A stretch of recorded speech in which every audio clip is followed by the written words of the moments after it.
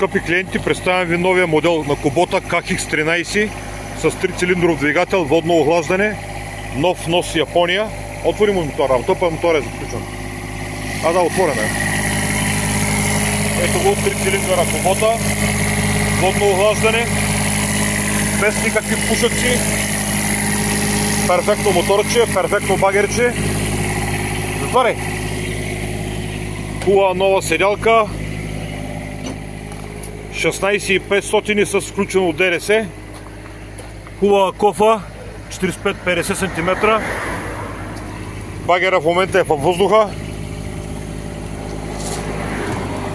Ето, напред, назад,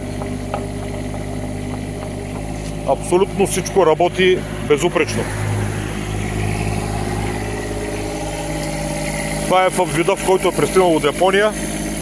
При нас не е боядисван, там явно са го боядисвали. На 800 моточаса.